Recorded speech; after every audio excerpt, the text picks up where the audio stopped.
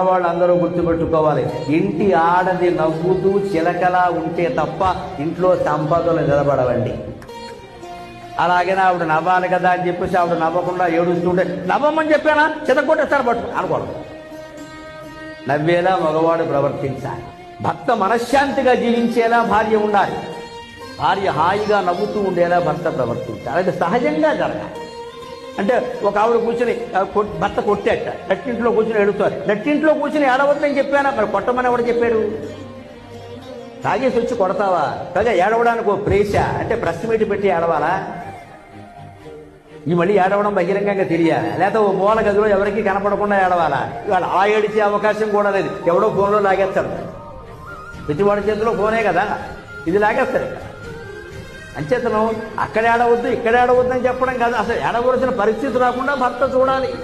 ఆయన మనశ్శాంతిగా ఉండేలా ఈవిడ చూడాలి. అప్పుడే